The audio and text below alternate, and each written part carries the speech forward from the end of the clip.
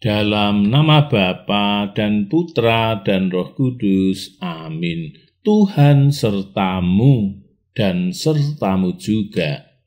Inilah Injil suci Yesus Kristus menurut Santo Matius bab 9 ayat 14 sampai dengan 15. Dimuliakanlah Tuhan.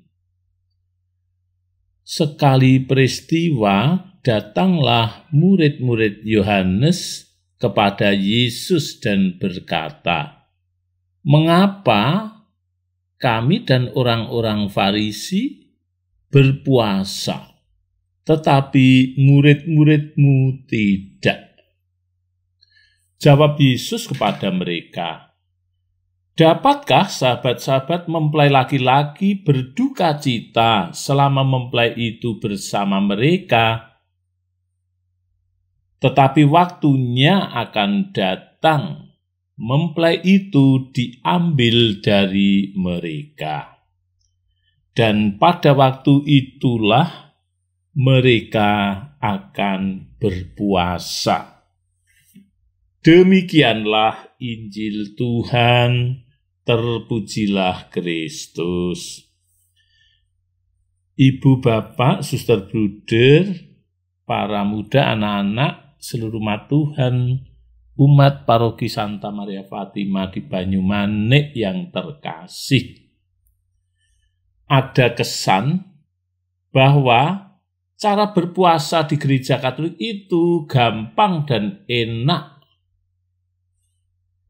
Itu kesan orang yang hanya tahu sedikit cara berpuasa Katolik, di mana mereka masih boleh makan minum sewaktu berpuasa.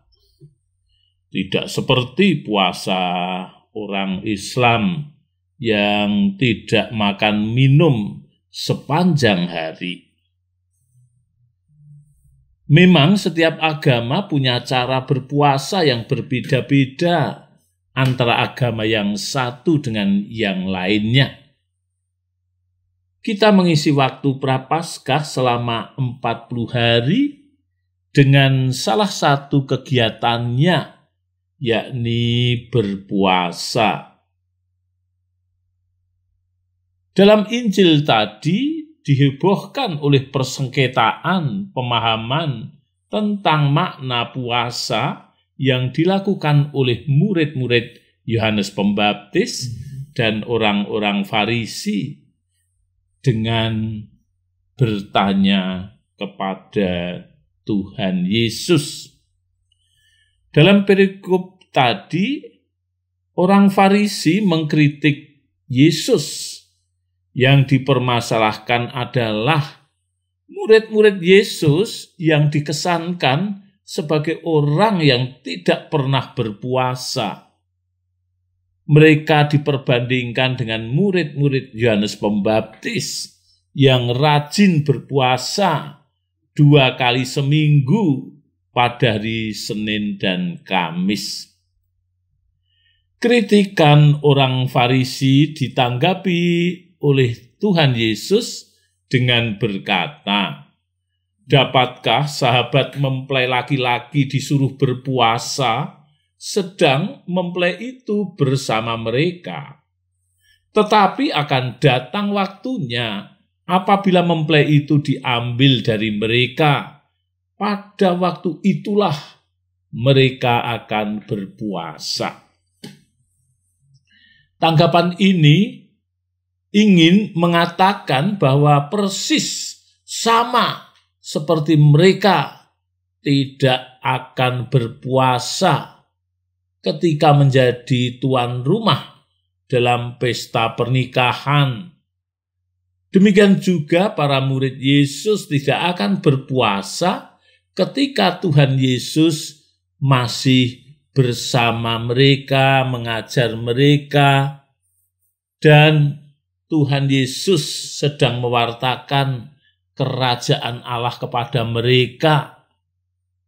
Tetapi pada saatnya, murid-murid Yesus akan berpuasa, yakni pada waktu Tuhan Yesus mengalami sengsara, mengalami penyaliban, dan mengalami kematian. Pasti para murid berpuasa. Makna yang terkandung dalam puasa adalah tidak hanya berhenti makan minum, tetapi berani berhenti berbuat dosa. Berhenti dari kebiasaan buruk yang merusak diri, terlebih merusak sesamanya. Dan dengan puasa itu sekaligus berbela rasa kepada mereka yang menderita lapar, yang haus, yang sakit, dan yang terpojokkan. Maka kalau berpuasa hanya diartikan berhenti makan minum saja, jelas tidak ada artinya. Justru puasa berarti kalau dihubungkan dengan keprihatinan kita menyaksikan kehidupan saudara-saudara kita yang terbelenggu oleh aneka realitas kehidupan yang tumpang tindih, baik dalam kehidupan keluarga maupun dalam masyarakat pada umumnya.